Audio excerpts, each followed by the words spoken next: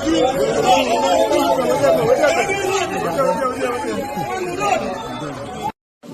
can serve the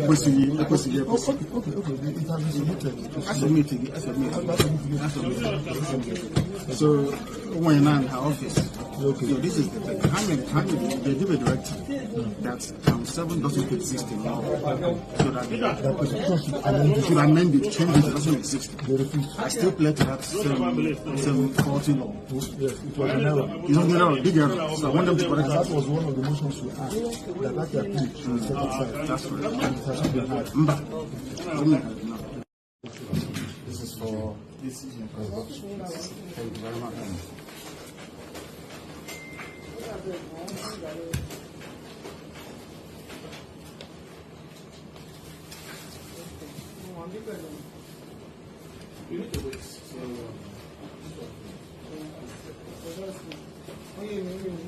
Thank you very much. Hello everyone and welcome back to Oba's Trending Gist. Today, we have a seismic event from Abuja that is already shaking the foundations of Nigeria's judiciary from top to bottom. We are going to want to pay very close attention to this one. Friends, today, November 13th, 2025, something unprecedented happened. Mazi Nnamdi Kanu, under the strict DSS custody and surveillance, was physically taken to the Supreme Court of Nigeria. Not the Federal High Court, not the Court of Appeal, but the Supreme Court itself.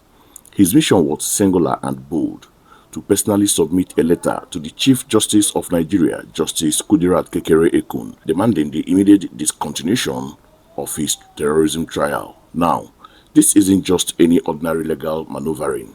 This is a direct challenge to the very legitimacy of his ongoing trial. Kanu's argument is simple, yet explosive. The 2013 Terrorism Act, which the Supreme Court used to remand him for trial, was repealed by former President Buhari on May 12, 2022, and replaced by the 2022 Act with no saving clause. What does that mean? It means the law under which he is being trialed is, legally speaking, a corpse. It no longer exists. This audacious move directly targets the Supreme Court's controversial ruling of December 15, 2023, which sent him back to trial. This isn't just a legal battle, it is a strategic bombshell designed to expose a critical flaw at the highest level of our judiciary. Alright, let us dive deeper into the gravity of this situation. This isn't just about Nnamdi Kanu, it is about the integrity of Nigeria's entire judicial system. Kanu isn't asking for freedom or reduced charges. He is demanding an answer to a fundamental question. On which law am I being tried? This is the same question Justice Omotosho has avoided. The prosecution has danced round and the DSS has allegedly blocked him from filing. Today, Kanu has forced that question directly to the Chief Justice's doorstep. The implications are monumental. The 2013 Terrorism Act, which was the basis for his remand, is dead. Once the 2022 Act came into effect, the old one ceases to exist. It became a legal corpse that no judge can touch, no prosecutor can revive, and no court can act upon. Yet, Supreme Court used it in their 2023 ruling. Now, Kanu's defense team has come back full force, asserting that anyone claiming Kanu has a case to answer under that repealed law simply does not understand the law. They are unequivocally stating that the Federal High Court lacked jurisdiction from the outset, given Kanu's alleged abduction from Kenya without due extradition, a fact confirmed by the Kenyan High Court. They also reminded Nigeria of the Court of Appeal's ruling that previously discharged him on the same basis. This move makes it abundantly clear what is happening is not a trial. It is a legal theater built on an illegal foundation. And here's where it gets even more serious for the Nigerian government and the judiciary. This action today directly affects the highly anticipated November 20th judgment. If the Supreme Court agrees that the law used to remand Kanu is invalid, the entire terrorism trial simply collapses overnight. If they admit they made a per incuriam decision, meaning a decision made in error because a relevant statute or precedent was overlooked, their own 2023 ruling becomes a nullity. And if they refuse to answer Kanu's fundamental questions about legal basis of his trial, it exposes something far deeper. It confirms the allegations of judicial manipulation. This is precisely why the DSS rushed Kanu to court today, surrounded by officials, to physically present the letter. They know the immense implication of his actions. This also shed light on why the president's aide quickly issued a statement. Tinubu will not interfere and the case is in court, respecting the rule of law. That wasn't a neutral comment. It was a political shield designed to distance the presidency from whatever legal fallout ensues. This is how politicians behave when a situation becomes truly unpredictable, and they want no blame for the court's decision. Let us consider the problems this creates. Problem number 1. The Supreme Court is now trapped by its own ruling, which is officially under attack from the very person whose life and freedom is affected. Problem number 2. The November 20 judgment, once seen as a sealed date, is now entirely uncertain. We could see adjournment, suspension of judgment, fresh application, or even a complete derailment of the November 20th proceedings.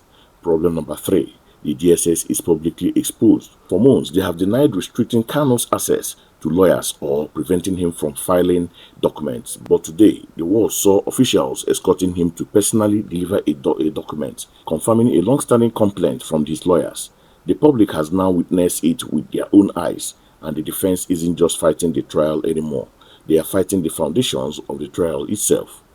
They are asserting that the court has no jurisdiction, that the underlying law does not exist, and that the entire case is built on legality. This is where things become truly dangerous for the system, because once a case has a jurisdictional problem, no judgment delivered can ultimately stand. So, what should Nigerians expect on November 20th? The mainstream media won't tell you the whole story, but here it is. There are 3 main possible outcomes. 1. The judge may be forced to suspend the judgment due to Kanu's Supreme Court letter and the ongoing appeal challenges. 2. The judge might attempt to forcefully deliver the judgment anyway, but this risks it being overturned later due to procedural error and the questionable legal foundation. 3. The court may direct that the issues Kanu has raised must be resolved first before any judgment can be delivered, effectively delaying the entire process. Any of these outcomes will send ripples across the country and internationally. Kanu's detention has become a powerful symbol politically, legally, and internationally. The government is under immense pressure. The judiciary is under intense scrutiny, and the world is watching. The November 20 judgment is no longer a straightforward affair. Today's visit to the Supreme Court opened a door the government never wanted opened, forcing a conversation they've avoided for 2 years. It exposed contradictions and brought the entire case back to national and international attention. Whatever happens on November 20th will have consequences far beyond this trial. This is just the beginning, my people. Don't forget to like this video, subscribe to Obas Trending Gist, and hit that notification bell so you don't miss any updates. Let me know what you think in the comments below. Stay safe, and I'll catch you in the next one.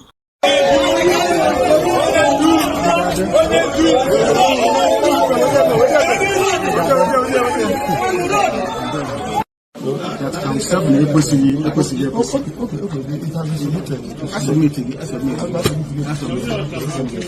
So when you're in her office, so this is the thing.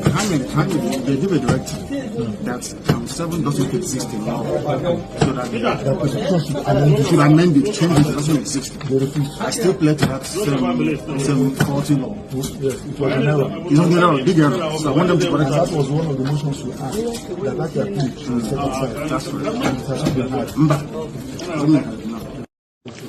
This is for This is your Thank you very much.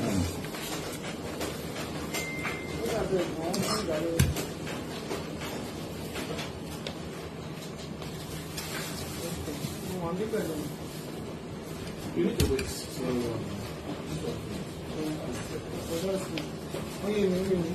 Thank you very much.